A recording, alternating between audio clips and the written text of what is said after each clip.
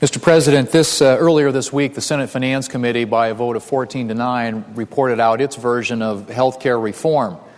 That makes now 5 committees that have acted on this issue, 5 committees of jurisdiction, 3 in the House of Representatives, 2 in the Senate, all of which have now at least put out their products. But I say that loosely because what emerged from the Senate Finance Committee was not, in fact, legislative language. It was a concept paper. It is yet to be reduced to legislative language. That will take some time, I suspect, because many of the concepts that were included in the concept paper are pretty complex. And so what's happening now on the issue of health care reform, at least here in the United States Senate, is in the leader's office, the chairman of the Health, Education, Labor, and Pensions Committee is meeting with the chairman of the Finance Committee, and I suspect a number of the members of the White House, to hammer out what will eventually be the bill that I suspect will come to the floor of the United States Senate. And I say that only because the process has been very much flawed from the beginning. It's not one that is inclusive in terms of allowing ideas from our side of the aisle to be incorporated into that. It's not been a bipartisan process, to say the least. And my guess is at the end of the day, what comes out of the leader's office will be a very different bill than anything that we've seen so far. But I think there are certain characteristics in that bill that have been in all the bills. I think we know a few basic things about all the bills so far that are consistent, those that have not changed. The first one is it will lead to higher premiums. The second one is it will lead to higher taxes. And the third one is it will include cuts in Medicare. And so those 3 basic characteristics are the same with regard to all the bills, the 3 that have emerged from committees in the House of Representatives, and now the 2 that have emerged from Senate committees and are currently being married up in the leader's office. And I predict that when that bill comes to the floor of the United States Senate, the American people will have the same thing to look forward to that they have now with all these various bills: higher premiums, higher taxes, and cuts in Medicare. Now, why is that significant? It's significant for this reason. Health care reform, at least as stated in terms of its purpose, is to lower cost.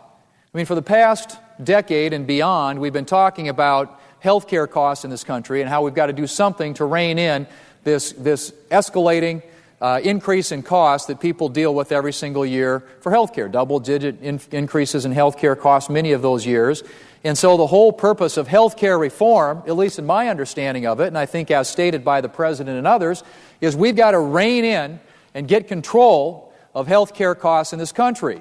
And that's why it's ironic that of the 5 bills so far that have emerged from House and Senate committees, none bend the cost curve down.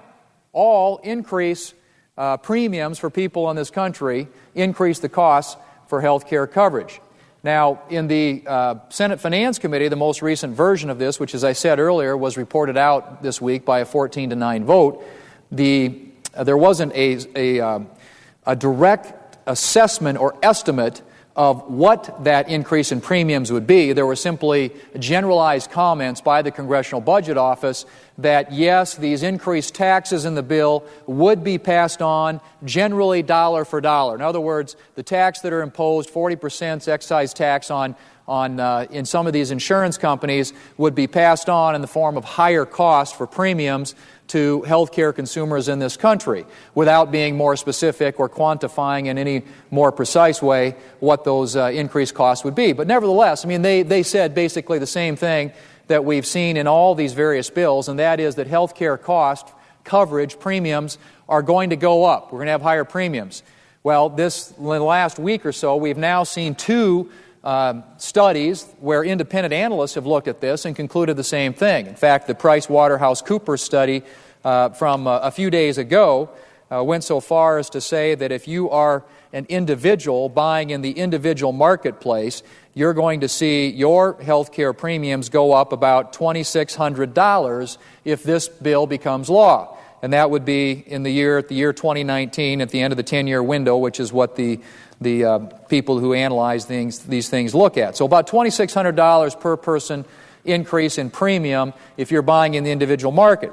If you are a small employer who is employing, and this 50 or fewer employees, for an individual who was employed at one of those small businesses, you would see premiums increase $2,100 if you're an individual. If you're a family, you would see premiums increase $5,400 under the bill that was produced and emerged from the Senate Finance Committee.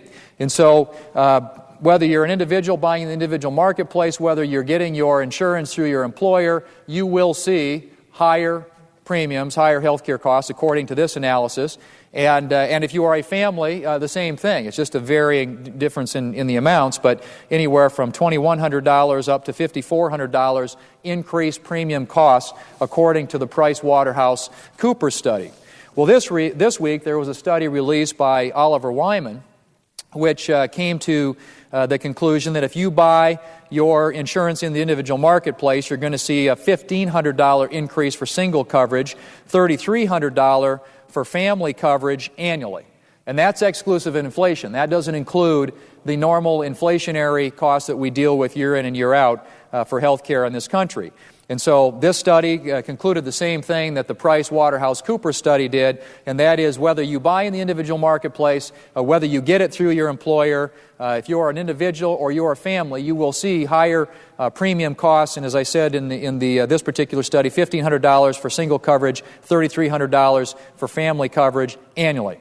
Now, they also broke it down state by state, which is important because I think everybody wants to know how is this going to impact our constituents, my constituents in South Dakota. In this particular case, if you are someone buying in the individual market and you are an individual buying a single policy, you will see your health care premiums go up 47%. If you're someone who is a family buying in the individual marketplace, buying a family policy, you're going to see your premiums go up 50%. Now, if you're in the small group market, if you have the good fortune of being in a larger group, you will see if you're an individual, premiums go up 14%, and if you're a family in the small group market, you would see your premiums go up 15%, exclusive of inflation. So those are two recent studies. Independent analysts have looked at the bill produced by the Senate Finance Committee and concluded that there would be significant increases in premiums in what people would pay for health care in this country. So it begs the question, how is this really reforming health care? If the stated purpose of health care reform is to lower costs, to drive down costs for individuals and families, as you can see from these studies, it certainly isn't the case. And of course, the Congressional Budget Office, as I said earlier, indicated in response to questioning about the Senate Finance Committee that although they hadn't drilled down and figured out exactly what those premium increases would be, that inevitably you would have higher premium costs simply because the taxes imposed under the legislation would be passed on to health care consumers, and that everybody who's buying health care out there would see their premiums increased, generally speaking, dollar for dollar. That was the conclusion of the Congressional Budget Office.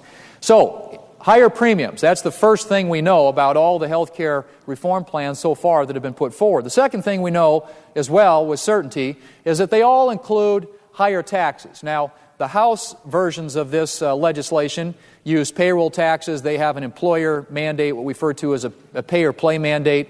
There are additional I guess you would ask, add-on taxes for people who are in higher income categories. But so they finance it with different forms of taxes. The tax increases that were proposed here by the Senate Finance Committee, as I said earlier, there's an individual mandate, and so if you don't have insurance, you will pay penalties, and that will be a certain tax or fee on individuals in this country, which will hit a lot of lower income individuals. But the insurance companies, which would be hit with these tax increases, of course, then would pass those on to healthcare consumers. And so again, you see increases in taxes. Now, what the Congressional Budget Office did with respect to the issue of taxes is it did go so far as to say where that tax burden would lie. And under the Congressional Budget Office estimate, 89% of the higher taxes in the bill produced by the Senate Finance Committee would fall on those wage earners, those taxpayers in this country earning less than $200,000 a year. And that they went so far as to say that I think it was 71% of those, and that was in the year 2019, 71% of that tax burden would fall on earners under $200,000 a year when the bill initially kicks in. So you're going to see higher taxes, significantly higher taxes on people making under $200,000 a year, according to the Congressional Budget Office. Now, the Joint Committee on Taxation has also analyzed this issue, and they came to some conclusions earlier this week as well, one of which was that, similarly, that you would see about almost 90% of the tax burden under this bill falling on those households with incomes under $200,000 a year, and went so far to say that more than half of the tax burden would fall on those households with incomes under $100,000 a year. So almost 90% of the tax burden falls on wage earners, taxpayers with incomes under $200,000 a year, and over half of the tax burden falls on those wage earners, those taxpayers with incomes under $100,000 a year. That, according to the Joint Committee on Taxation. So what does that mean? Well, that means that the President's promise that health care reform would not impose taxes on those earning less than $250,000 is just a bunch of hot air. It just doesn't add up. You've got the Joint Committee on Taxation, you've got the Congressional Budget Office all saying that the disproportionate share of these taxes, the tax burden, 90%, about 90%, is going to fall on $200,000 and under, and over half, over 50% of the tax burden falling on income earners, wage earners, taxpayers in this country with under $100,000 in income. And so the whole idea that somehow working families are going to be spared from the higher taxes under this, it just doesn't hold water, Mr. President. And so what we're going to see in this bill is not only higher premiums that are going to affect people across this country who are expecting, because they've heard that health care reform is supposed to lower their health care costs, they're going to see higher premiums. Premiums are going to go up. They're also going to see their taxes go up, and go up significantly. Because if you look at the Joint Committee on Taxation, and this is a letter that was written in response to questions that were raised by members of the Senate Finance Committee. And it says this: subsidy phase-outs raise marginal tax rates because for every additional dollar you earn, you are eligible for a smaller subsidy, imposing potentially high effective tax rates on that additional dollar and reducing your incentive to earn that additional dollar. According to the Joint Committee on Taxation, families earning 150% of the federal poverty line, and that's $32,200 in income in this country, that's 150% of the federal poverty line, will face an effective marginal tax rate of 59%, meaning that for every additional dollar that these taxpayers earn, they are losing 59 cents of it in foregone subsidies in taxes. Effective marginal tax rate of 59% on a wage earner that's making that's 150% of the federal poverty level, or $32,200.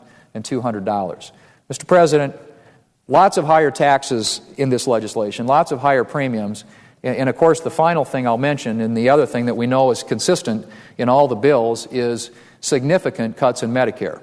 Under the Senate Finance Committee, almost $500 billion cuts in Medicare, in the form of Medicare Advantage, which is about $133 billion that will be cut out of seniors who are receiving benefits under Medicare Advantage, hospitals, home health agencies, hospices, everybody gets a haircut. Pharmaceuticals under this proposal, all of which I would argue is unlikely to happen. And here's why. Anytime Congress has enacted changes in Medicare that were designed to achieve savings, they inevitably go back and reverse course. And we have lots of history to support that assumption. But nevertheless, let's assume for a minute that these taxes did occur. $500 billion, $500 billion cuts in Medicare that impact seniors, that impact health care providers in this country. That is going to be one of the results of the reform legislation that is being proposed, at least, by the Democrats here in the Senate, and the Senate Finance Committee is, again, the most recent version of that. So, $500 billion in Medicare cuts, $500 billion in tax increases, $1.8 trillion in new spending when it's fully implemented. And by the way, there was a sort of smoke and mirrors approach used here to sort of shield the true cost of this by having the revenues kick in immediately, so the tax increases kick in right away. The actual costs under the plan don't kick in for about 4.5 years. And so you've got all these tax increases that are hitting people out there right away, And so the 10-year cost of this thing is understated, and understated significantly. The CBO said $829 billion over the first 10 years, but I think the important number to look at is what is the cost of this when fully implemented over a 10-year period. The fully implemented cost is $1.8 trillion. $1.8 trillion in new spending, financed with higher taxes, cuts in Medicare, and ironically, no savings to health care consumers in this country, because every analysis that's been done says it's going to lead to higher premiums.